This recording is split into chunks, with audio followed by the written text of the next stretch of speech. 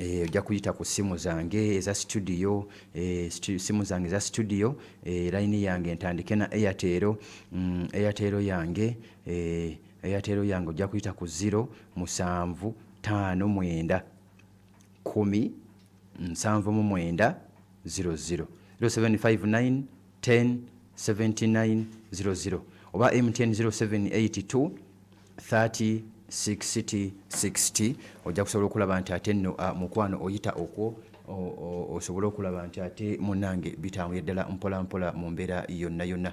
Wangi omukulu Kirobe. Wangi ssebo. Assalamu alaikum wa rahmatullahi wa barakatuh. Wa alaikum salaam wa rahmatullahi wa barakatuh. Webale kuweereza gwanga. Webale kuwuliriza. Mutiyaba Elias Mabanda mu Butambala Kala Matendo gaggadde. Okay. Era nga nsinzirawo omugezi Idi Mutiyaba Mabanda. Muganda wange mbeera era gye nva n'ennyina ne nnambulako ekibuga. Okay. Edda amazima amatuufu ekibuga kyaffe Mungu atusaasire kuba bagoba abantu ate n'ebikolebwa tewaliwo byonna kiryawo kiringa kiraalo. Kyannaku nnyo naye nga mbasaba nti abantu bano abagoberwa balina families, balina obuvunaanyizibwa obw'enjawulo, so kakati ate n'ojja n'obagoba mu kibuga mukulu Kinobe ate n'egibalaze eno nga Kibuli oba ng'eno Butambala ayi ne mujja nayo ne mubagoba kati abantu balagewa era bagende babbe bubi. Mukama Katonda kyekigenda mu maaso mu ggwanga Uganda. Tusaba President Museveni kuba kino ensonga gw'ovaayo n'oyina ng'ogyogerako abantu abavudde mu kibuga baba nga bagobye abantu omujjuzo mu kibuga babaleke gye baddukidde babeere nga bakolerayo obuntu babaleke ku makubo babeere nga bakola. Sigadde Mutiyaba Elias Mabanda mu Butambala Muganda wane we balekera firira Janati Mundabire nnyawo n'omukulu wa Kasekende ne Muzairu bano yo Mundabire nnyo manyi wali awuliriza ne mukulu Said Muhammad Haruna ne Jati Musana sigadde Mutiyaba Elias Mabanda bakumata kumira mpeera aluna twaha Mundabire nnyo ali mnange Mutiyaba Elias Mabanda Butambala bwato nno wategeezezza obubaka bwe bwato nno butuse. Wangi Baganda wange wangi sebo okyalye mu Gwanda sina tabbu manager wa PK abyo mu Gwanda nga bulijjo baba ndi konkuliti nalinda akasimu saakalaba program sikyatambula so mukama wange. Okay. Siza kweragira omusajja wange nnyo. Okay. Akono kemwendo kuwako waddewo omusajja ow'emyaka enkaaga mu etaano yageze ku poliisi y'Ewakiso neyekubira enduulu n'asaba buno omukazi we wabba ebintu bye yakola. Yeno omukazi amuzaddemu abaana 6 wamuzalamu abaana 6 n'agenda w'ofande Kibike awo mu ofiisi ya Kibike Sifeero ow'Olwakiso y'omwami omupya anatula okuweza emyezi 6 kati nawe mugamba muno omukazi atambula amuviire mu maka ate bamaze okukola bonna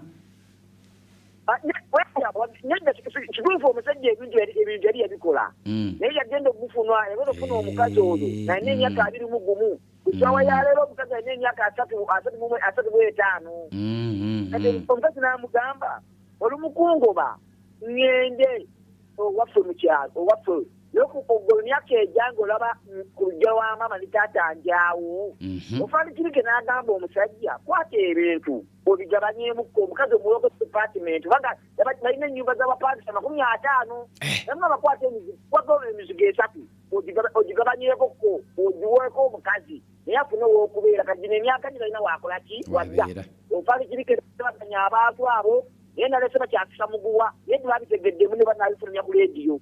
Nene ekyo kituufu Kibike esakuku bategera bulungi nnyo omukazi abba ebyapa omukazi akuvuma omukazi kuba omugongo talina kisa gwende wa Kibike Olwakiso ajja batabaganya nazikusegotero DPC wange Esther ne Wakiso mukyala mulungi nnyo n'omwami Osijo Kendi ali Wakiso ne Osisaidi mwamanya komanda wa faire Wakiso awo n'omwami mwene Gajjima atula mu Lukwedi Wakiso baba. Okay. Webale nnyo baba bwatyo nno naye baba ebintu by'amaka katubasabire naye amaka munange buli omu gamusika lulwe buli omu gamusika lulwe naye nga anyway bibaamu osanga omukazi nga yesi mulungi nnyo mu mbeera yonna naye omukazi w'omuzaddemu ku baana w'omuzaddemu omukazi ku baana ne waba tazadde naye kale kino kya buntu sogerera ku saidi ya busiraamu eri kuba waliyo baseeka ababinsinza oba kaabe musajja wabasoka wabeerawo okusaasirangana n'okujjukira gye muvudde mutobye enkuba ekubye mugeresi no babwogeredde mutobye mwenna wekuba kwawukana gezaako olabe nti waba mukazi nga gwogubaganya oba musajja singa abadde mutabaniwo singa abadde muwalawo nga yadda ewaka so kwatayo kyokutte omugambe weebale oba wasanga nabikola naye kwata ekyo nkikuwadde genda naawe olye okitegeera genda naawe otandikirawo obulamu butwawukane mu bulungi ebikoli mulimu ekubeera wateyanzikira future sigale nga akolima muwe ekyo muwadde agende wemba nga mutuse kwawukana wabanga tabigwana falhamdulillah wabanga ddala kituufu olaba nti yadde tuli wakati mu kunyiiga naye abigwana muwe ekyomuwa kabi musajja kabeere mukazi omukazi tolwana nnyo omusajja emesigaza kantu nakamu mugiregire ebintu bitambule amasimu olowooza sigagadde olowooza akadde tikankutte amasimu sigagadde liwudu lyaŋŋamba tandika 25 kakati nno olw'okusaba kw'abangi amasimu go ngaggadde amasimu muzikirize ngaggale nange ate nkole bwenti paati esembayo. You're in the mix. Mawulire ku mawulire ebyafaayo all day long. Okunoonyereza ebyaliwo oba ebiribaawo. Yo. Bwino Munamasaka Yusufu Muhammad Kinobe.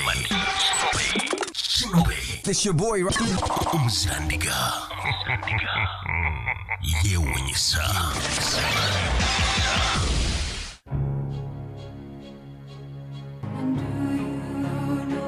Okay.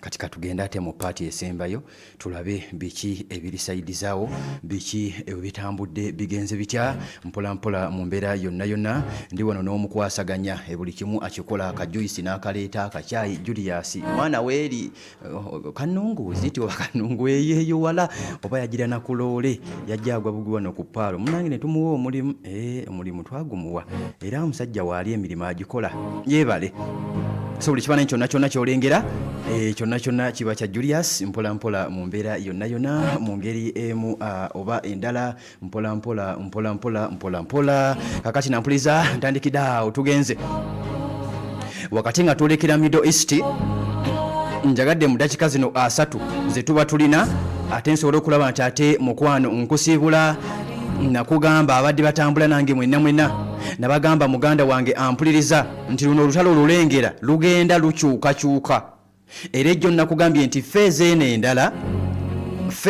endala ojja kugirabamu amawanga amalala agamu gabadde gali mabega wa kateni gagenda kuvaayo era nakugamba nti luno olutalo lulimu ekibalo ekyokunafuya n'omusajja omukyayina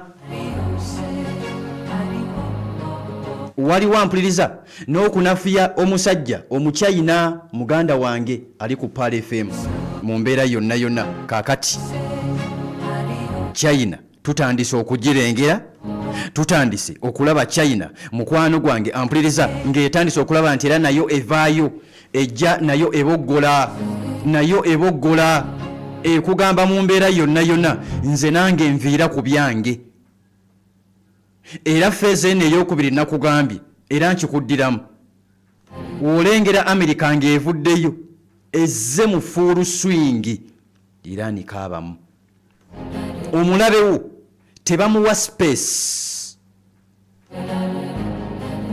kyogamba Iran yali ekimanyi era tulinze jjukira Amerika yali enoonya exit weesooka okuwummuliramu olw'ensonga sinti yali nnafu nedda yajja mu lutalo ng'eruwadde ekibalo kirala yasangayo kirala nakati bakyewuunya akasajja okukwata olutalo okumala ennaku 4 era ne kasigala nga kakyayagala olutalo akayiraani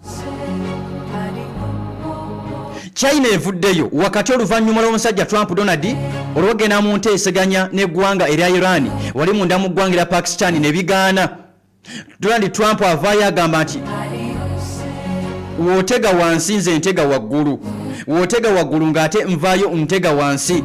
Kati omusajja Amerika yamaze n'atega ewalala n'akugamba nti kati nkutte buli kyonna kyonna ekifuluma. Amaato okusingira ddala emmeeri ez'omusajja ezifuluma okuva munda mu ggwanga erya Iran, kitegeeza nti Iran efulumya nnyo amafuta n'ebyamaguzi ebirala of course. Naye kati Amerika etagetinze nnyo wano. Oluvannyuma lwa Amerika okitegeera nti ono Omuchina, era nga we nakugamba nti Amerika abala China, era ojja kkakkana biggweredde eri mu Bachina ne mu basajja Abarasha. Ng'eno Iran yeemaze okumulagako kikyekola.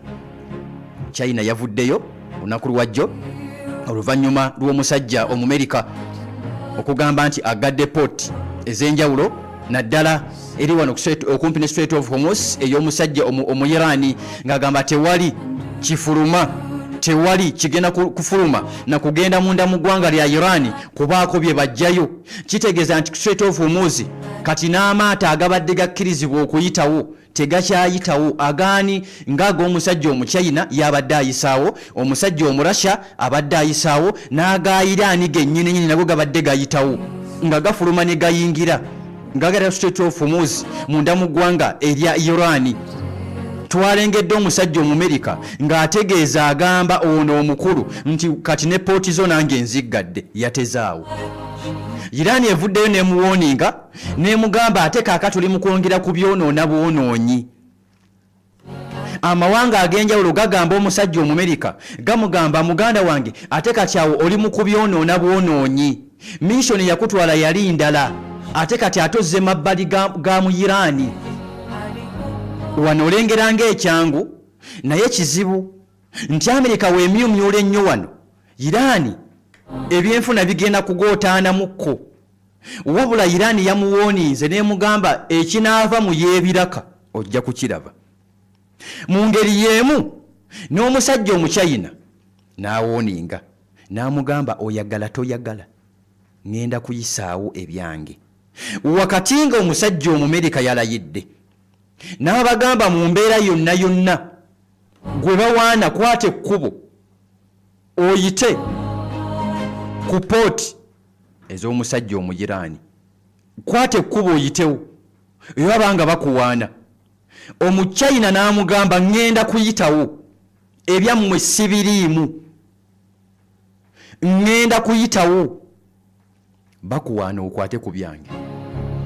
China n'ayitawo bassebo ne bannyabo.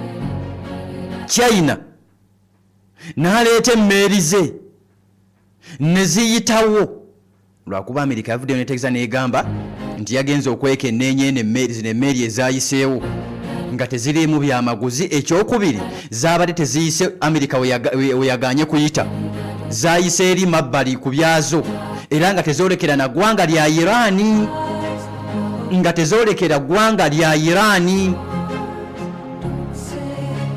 China ng'ewooninga ng'emutegeeza emugamba bakuwaana oli musajja zikwateko. Olengera kye nnakugamba wakati ng'enteeseganya wakati kitegeeza nti kati wano waliwo abaana n'ebyana, ne Iran naye evuddeyo egamba nange ebyange bigenda kuyitawo gikube. Ejjo nageza ova ku mpewo wano nga waliwo emmeeri yalengeddwako olunaku lwajjo wali kumpi n'eggwanga erya UAE n'eggwanga erya Iran, ng'emmeeri eyo eyaka omuliro.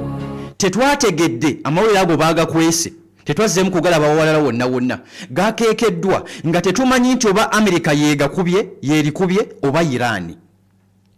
Nga Amerika ekuba etya, yabagambye tokkirizibwa kuyisaawo mmeri nga sikukkiriza ku pooti. Kitegeeza nti weeritawo Amerika eba erina obusobozi obulikuba. Tetwategedde oba Amerika yeyakubye nga Iran oba yeekuba nga bagiziyizza okuyitawo. Awo waliwo okulya n'okkomba essuwaani. Awo wayinza otuviiramu okufulumya olutalo okuva mu ggwanga erya Iran ne lugenda mu ggwanga eddala eddene ebbede ng'eggwanga erya China. Awo we bigenda mu China, oyo nonsense man, oyo China ye amawanga gano tegatera kubeera nnyo mu bino bintu, gabeera nnyo mu byanfuna. Naddala eggwanga erya China bali nnyo mu byenfuna naye tebasaaga. Babuuza abasajja ab'e Taiwan ono omutayiwaani yali amwerijjako ennyo naggala okumala essaawa 10 namba. China n'amugamba nti nsobola okukulagako, naggala obwengula n'amazzi. Omanyi okujja ne baggala Uganda ne bagamba tewali afuluma tewali ayingira, era n'amazzi n'ennyonyi tewali zibuuka mu bbanga, naye nga Kenya yeekikola nga tulina nakyo ogikoze yadde. China yajja n'ekakasa n'egamba omusajja omutayiwaani era ng'ekakasizaako n'omusajja Omumerika nti nsobola okubaggala, nsobola n'okubakuba, just mirembe.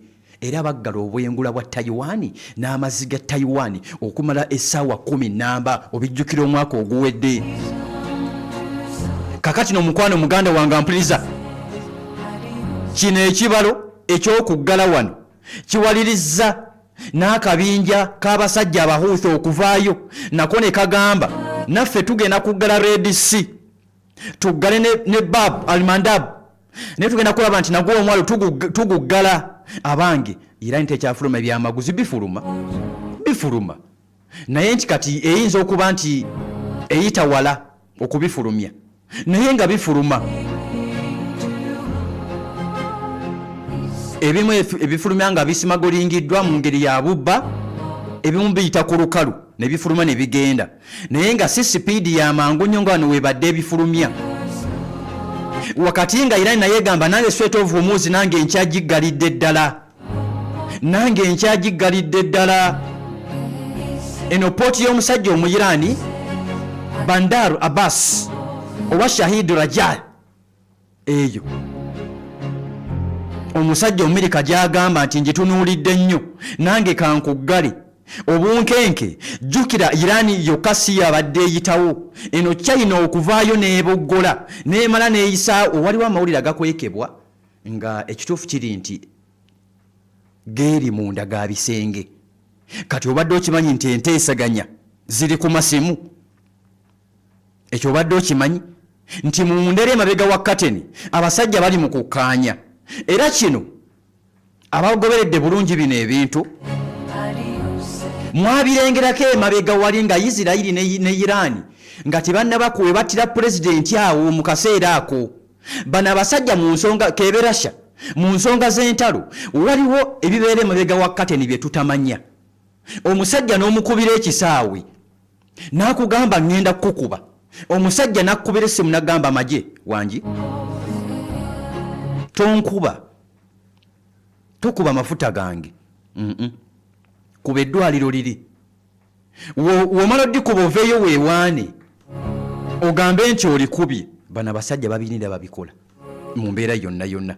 Kati enteesaganya emabega wa kateni mwebiri, era tutegeddeko entalo we ziddamu. Nakugambye nti waliwo amawanga gagenda okukosebwa, naddala eggwanga erya UAE. Waliwo eggwanga lyotalabye ennyo mu ntalo mu paati esoose, eggwanga lya Pakistan. Tulirengera sabbiiti eno yonna nga liwanyisiganya ebyokulwanyisa n'eggwanga erya Saudi Arabia, era bamiitinze ne Saudi Arabia nsonga za defense. Walengedde Omuyirani ng'alabula kiki ekijja, walengedde Russia ng'alabula abantu be abagamba bali mu Irani ku nuclear sites abatwalawo abagendebwawo bagende munange bazikoleekole. Abamu Russia bagamba musooke muveewo. Kiki ekiddako olengera omusajja omu Saudi Arabia nabo nga beeteekateeka, nawo amaanyi bagayina awo we bali mu ngeri emu oba endala.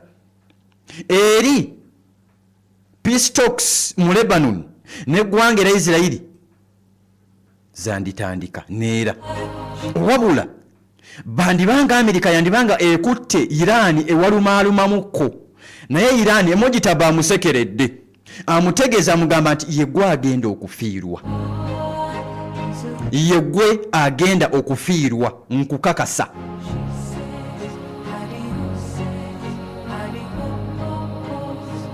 Kubanga ono Omuyirani asobola okuyita ku lukalu n'atunda byatunda, asobola okuyita ku mulimu bano abasimagolinga.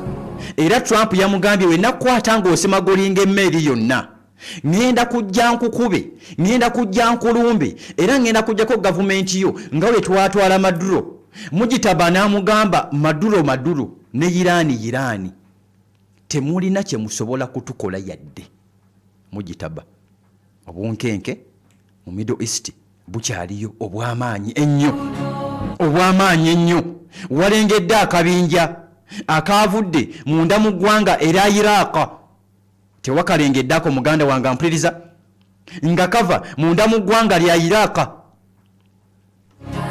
era bana abasajja nabo mu Iraq balinga basajja bahuthi babatya nabo gavumenti ebatya kiriza nkutegeeze nti bana abayiraka bakyawanye eggwanga eri Amerika okuva we babattira Saddam Hussein babakyawa babakoyera ddala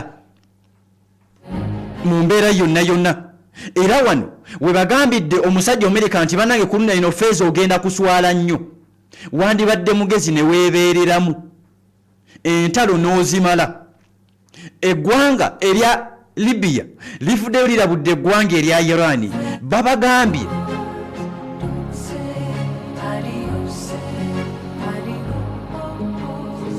yali minisita wa Gaddafi munda mu ggwanga Libya warns not to repeat Libya's mistake of trusting the United States.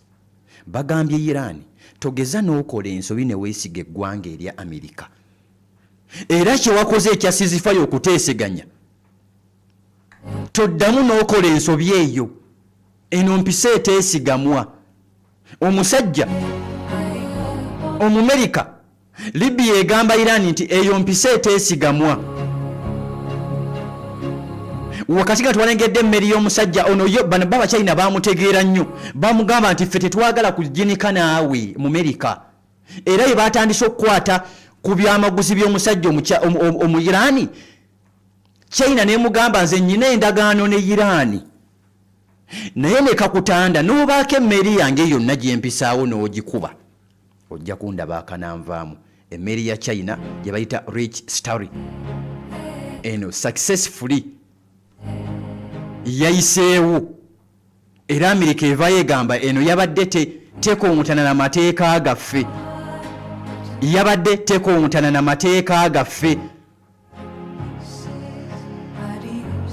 tulengedde Abu Azraj the angel of death nakugamba ojjalengera obubinja wakati ng'entalo zino ziggwa ono kana akabinja kali munda mu ggwanga lya Iraq military commander Abu Israel the angel of death bano bagamba tugenda kwegatta ku ggwanga erya Iran tuliyambeko mu ggwanga erya Iraq kali munda mu ggwanga lya Iraq twategeddeko nti Amerika erina mukuŋŋaanya mawanga Iran waliwo abantu bano kye babala emabega wa kateni wakati nga bakuwa amawulire nti bali mu kwekubira masimu bateesa naye feeza eno nakugambye eyinza okuba endala ono banoonya amawanga mu Europe ageegatta gajje gawambe Strait of Hormuz gagitwale Iran yeegamba yange era nze ngisolooza kitegeeza nti Strait of Hormuz Iran yokka si yeegifunamu wabula ebyamaguzi 60% omusajja ono omuchina waayise ebibye era amafuta agajja munda mu ggwanga lya Iran kyova olabanga nakugamba emabega nti ogenda kulengera eggwanga eddene bali mu kudraginga China egende mu lutalo ate wano bijja kuba birala ono saagala kugamba tujja kuba tulekedde sematalo namba 3 kubanga eya China birala byo mu mbeera yonna twesabire buli omu agenda kakati agenda azinga wa wagenda okutuula wa wagenda okusinzira ng'alwana tulengedde era omusajja Omumerika nga ye ali serious n'ensonga ye ng'ategeeza gamba nti tugenda kusindika Avenger Mines sweepers zigende ku Strait of Hormuz zijjewo zino mines omusajja Omu-Iran ze yateekako omusajja Amerika agamba nazo ngenda kuzisindika nzijjewo era China naye evuddeyo egamba temugeza nawo ne mukola ensobi. Simanyi olengera China weeyingira olutalo. Olengera China weeyingira olutalo mpola mpola. Era bijja kuva wano olengerenga America etandise okugenda okumyumyula mu China. Bitandikire eyo eno luveeyo olutalo. Olunaavaayo nze nkugambye bukyali lugende paka mu China. Ate awo bibeera birala. Era kino kyonna kibalo aba BRICS bakyali mu kibalo kyabwe. Ekirooto kyabwe ekyokukuba omusajja Omumerika. Ani yagamba nti America tebagikuba? Bagikuba. Bagikuba. Nabo bantu. Bagikuba bulungi nnyo. Tebagikubangako. Ne munda waayo baali bagikubyeko. Waliwo omusajja alisted. Waliwo omusajja alisted. Yagamba nti njagala kukuba kwa America. Ye musajja omu North Korea. Simanyi oba ennaku zino naawe mawulire nga we mulengerawo omulengera. Omusajja omurashi obalengera nti kati bagenda mpola mpola ne Trump ono ayongera obbanguyiza omulimu. Ate ke yakutte ku mafuta ali mu kwongera kubanguyiza mulimu. Basitula lutalo baluzze emikono gyabwe. Bino byonna bye bakwata mu Iran bigwa mukulu ono. Byonna bye bakwata mu Iran si bibye yekka. Nuclear America weegamba nti gyali mu Iran. Ono omusajja naye amuyinako omukono omurasha. Era Russia wamulengera ng'asitula ennyonyi azikwata azitwala munda mu ggwanga erya Iran. Uranium nga bamutwalayo abasajja bakole nuclear. Kitegeeza wokwata ku nuclear n'oba okwata ku nuclear wa musajja mu Russia. Wokwata ku mafuta nga China ye 60% amafuta egajja eno oba ogikosa. Era n'Amerika egenda okujja eno yajja eno ng'ekimanyi nti ejja kubakosa. Nabo ne bafumba omutwe gwabwe kati tankuula bajje bamuzingira eno. Olengera olutalo ekibalo ky'abasajja ba BRICS ndi kigenda kikwatayo. Bano nakugambe kati lavu wano wetutuuse byakubala. Banafa baroyo hiras bakugamba mpola mpola nti ebeera nga ategwa ina obulwadde bwa Alzheimer's. Beera nga ate nno mukwano obeekwata alina obulwadde bwa Alzheimer's. Beera nga ate nno muganda wange obeekwata mpola mpola mu mbeera yonna yonna. Balina amajaani ge bayita aga azima. Genda bakuwe amajaani ge bayita mukwana aga azima. Aina prostate yagaziwa ofuyisa kumukumu susu taggwayo gw'ofuyisa osigala otonya mpola mpola mu mbeera yonna yonna weezanyiikirizaako jangu weekirinzi ng'omubiri olina omugejjo munene evo obossa kamunguluze ate sirina appetite ate mba njagala kuliza byendidde ebyo kati birwadde ebyo era nkugamba gwe alina emyaka esoba mu 3 myaka 4 5 6 gano amajaani ga azima tegalina kuva mu kyayiwo tegalina kuva mu kwana mpuliza mu kyayiwo mu mbeera yonna yonna. Babagamba nti namwe abaami abenyuma mu nsonga z'ekisenge balina kye bayita Royal Honey. Kano nga kabisa onuuna kanuune ate naba kuyitako ku Royal Honey ku Royal Healers. Mukwano obulwadde ng'obulina yeggwe yeekotogedde bwa kisenge prostate Alzheimer's majaani gazi magekage balina weegali oba agahayati mpola mpola mu mbeera yonna yonna genda bakuwe Royal Honey. Kano nga kabisa onuuna kanuune ebisigadde n'obireka. Kane ebisigadde n'obireka. Bali ku Namirembe Road ku mafuta ga Rubies kazimbe ka Volcano Bus Park edduuka namba 314. Bakubire ku simu era wakati bagamba nti balina branch emu yokka era ne delivery zikolebwa. Bagamba nti obulwadde bwonna bwolina muganda wange olina omusujja ogutawona olususu lwafa tobitegeera naawe olina bulwadde ki bwonna gw'omukyala amaze okuzaala jangu bakuwa amajaani ga kirinzinga olubuto. Bakubire ku simu 0749 96 1409 oba 0749 96 1409. Delivery ekolebwa. MTN eri 0779 95 92 45 0779 959245 ali ku Pal FM. Ndowooza kyenkugambye okirabye, ndowooza kyenkulengeza olutalo gyendukulengereza olulengera. Bano abasajja bali buli Amerika ayagala kulumba akube. Tulengedde amawanga agakkiriza mu Amerika mu Middle East nga gali mu kweteekateeka ekijja, gali mu kukyeteekerateekera. Tulengedde amawanga agakkiriza mu Iran, ga China, ga Russia, ga North Korea nga bagezaako okusika olutalo, ate ne Trump abayambako okulubasindikirako. Waliwo siseeko omuguwa ne wabawo omuntu wakuyamba emabega agukusindikireko obanga olina kyosika. Kati Trump ali mu kuyamba nnyo bano basajja, ali mu kubasindikira olutalo lugende mu mikono gyabwe, ate nga kye baagala kye kibalo kyabwe. Ono Trump, Amerika erwana nnyo, tesobola kukkiriza musajja mu Iran kuba na nuclear awo baagalawo mu Israeli yekka nga yagirina, baagalawo Israeli yekka nga yagirina, era bawa nnyo Israeli ekitiibwa olw'ensonga nti balina amagezi. Abaisiraeli abo bolaba bayiiya. Era Trump ejjo yeekubye n'ejje ng'ali mu meeting, ategeeza agamba nti ye alipootinga wa Netanyahu. Trump alipootinga wa Netanyahu, buli ekigenda maaso kyonna kigenda wa Benjamin Netanyahu n'akimanya. What next? Enjanjagala tujja kudiscussinga muko awantu awo, kati kiki ekiddako biggwerawa. Tulabe ebitambula olunaku olwaleero mpola mpola mu mbeera yonna yonna bigenda kuggwera bitya. Strait of Hormuz Iran ekyagirina, wali port America egirina. Twalengedde amaato ga China nga go gayitawo, wabula America nevayo negamba gayiseewo naye gabadde ku byago ng'era tegagenda munda mu ggwanga lya Iran.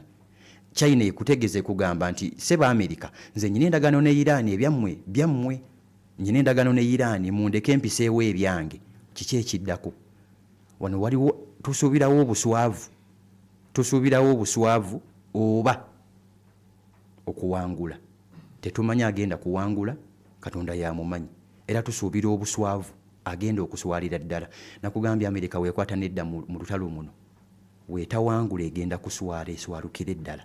Oluusi America eyinza n'obutadda mu lutalo olw'ensonga nti ebadde enoonya exit mpolampola mu mbeera yonna yonna mu ngeri emu oba endala. Ndowooza enkya tujja kwongera okulaba nti tugaziyamukaawo osobola okulaba nti ate mukwano obimanya. Badde ku YouTube mwenna mbalabidde ddala mpolampola, mwebale naye akadde ndabanga akantwala kaŋŋamba nti beera nga ate mukwano ovaayo. Kangezeko okulaba oba naabafuna akadde ne mbatumirako aba YouTube. Muganda wange alinnya lisoma liteeryo Nsambwe n'abala mwenna mwebale kulaba nti ate mugibaddeko aba YouTube. Muli bangi sobola kulaba nti ate mwenna tubagira ne tubamalayo mpolampola mu mbeera yonna yonna. Mukama Katonda yaba abatukuumira. Njagala mbakwase abe tuli omukeze ate babongereyo ne Mukama waffe naye asiimye n'alabikako olwaleero gyavudde yonna yonna eyo. When we do it, it will be down to everyone else to deal with it.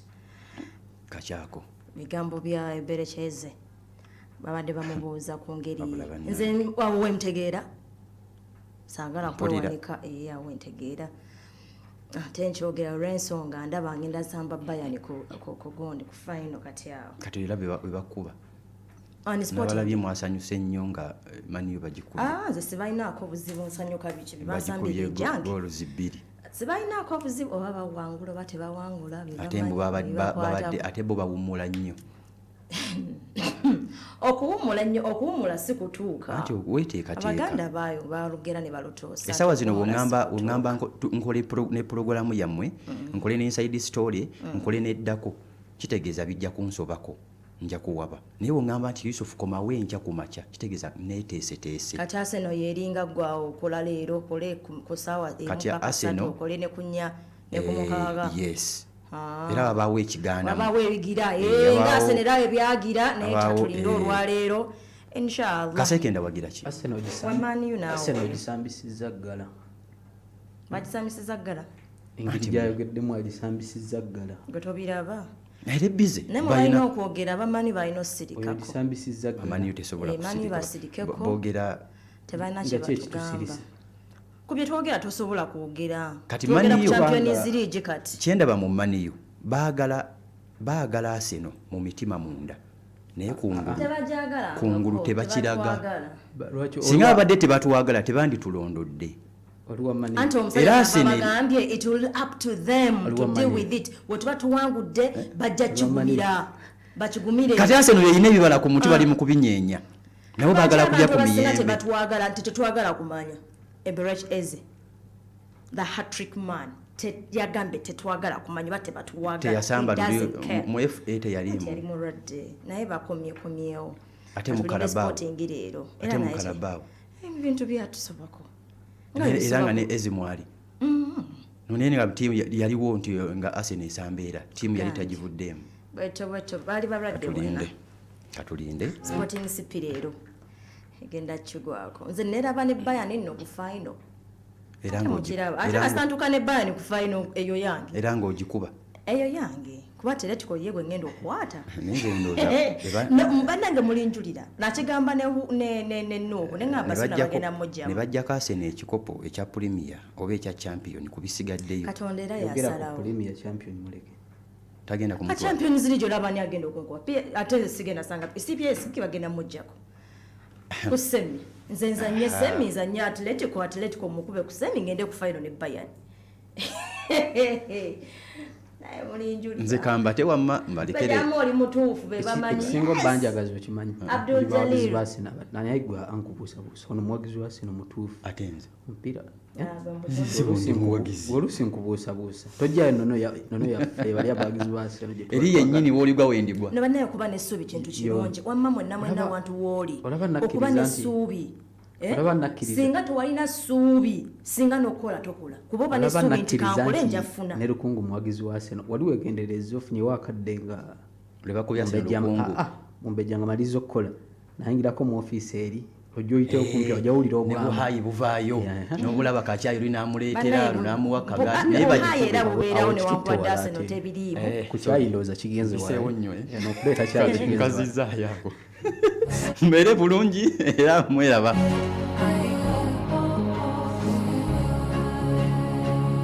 Chakalar season 3 double energy more wins obadde okimanyi nti kati osobola okwewangulira emmotoka ku 2,000 zokka wezeemu amaanyi ng'onywa ekyokunywa kya Rock Boom oba Silverback owangula ebirabo ebinene ne Boom Chakala season 3 wangula ebirabo ebisanyusa ebiwuleza ddala obuwumbi 5 mu cash flat screen TV